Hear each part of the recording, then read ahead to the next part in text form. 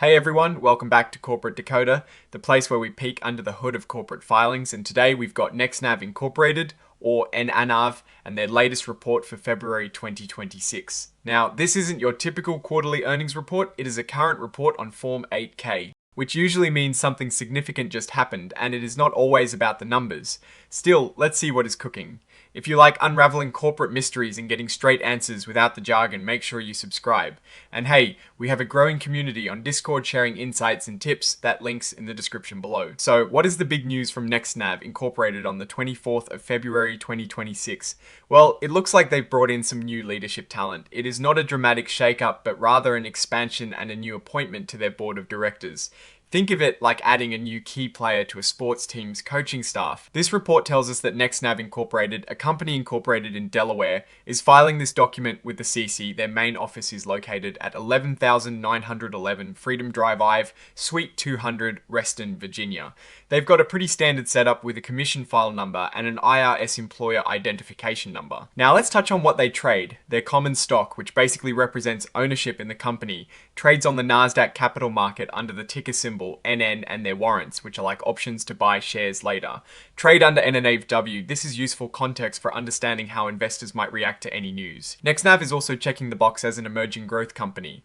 This status gives them some flexibility in how they report their finances and other company information, potentially allowing them to delay adopting new accounting standards. It is a way for newer, smaller companies to ease into the full regulatory burden. The main event here is under item 5.02, which covers changes in directors or key officers. They've decided to increase the size of their board of directors from 9 members to 10. This isn't to replace someone who left, but rather to add to the team. So, who's the new addition? They've appointed Lisa Hook as a new director. Her term will run until the company's next annual meeting of stockholders, and she'll be eligible for re-election. Then, it sounds like a standard director appointment, but she is being given some significant roles. Ms. Hook isn't just joining the board, she is taking on the crucial role of lead independent director. This is a big responsibility, essentially meaning she'll be a key point person for independent directors, and ensuring the board functions effectively and independently from management. She is also joining the Technology and National Defense Committee, and the Compensation and Human Capital Committee. These are committees focused on the company's technological direction, its role in national security, and how it pays and manages its people. These are all critical areas for any tech company. Now, let's talk about compensation, because that is often a key indicator of how much a company values someone's contribution. As lead independent director, Ms. Hook will receive a pretty substantial package. She is getting an initial grant of about $75,000 in stock, then another $175,000 worth of stock each year, plus an $80,000 annual cash payment. This combined cash and stock compensation signals that the company sees her role as highly valuable and wants to align her interests with those of the shareholders through stock ownership. She'll also get paid for her committee work, which is standard practice. Like most directors, she'll also get an indemnity agreement. This is basically a legal protection promising to cover her if she faces any legal trouble due to her work as a director, as long as she acted in good faith. It's a standard practice to protect directors and encourage them to take on these roles with confidence. The report also clarifies that Ms. Hook was not appointed based on any side deals or agreements with other people. This ensures transparency and that her appointment is purely based on her qualifications and the board's needs.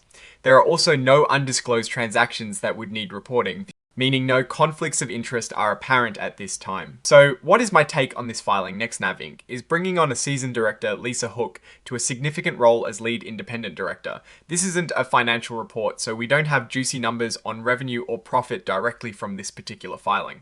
However, strengthening the board with experienced leadership, especially in critical areas like technology and national defense, can be a very positive sign. The appointment itself, dated the 24th of February, with the filing coming a few days later on the 27th, is a clear signal that NextNav is proactively managing its governance.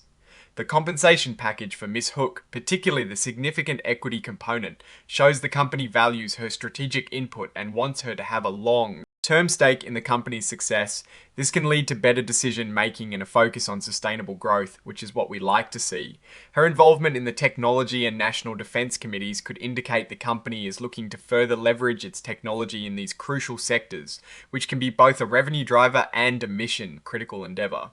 The compensation for committee work being consistent for all non-employee directors suggests a fair and structured approach to board compensation.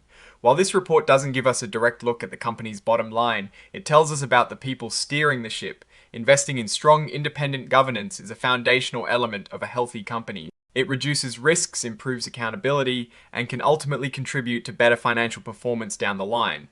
The absence of any stated undisclosed transactions or arrangements with Ms. Hook further bolsters confidence in the integrity of the appointment process.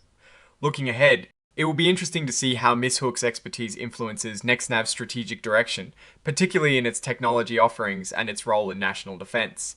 This kind of appointment often precedes a renewed focus or expansion in those areas.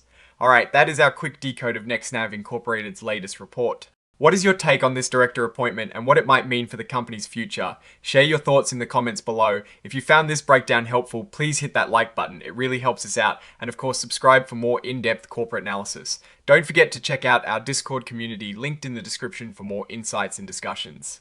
Thanks for watching, and we'll see you in the next one.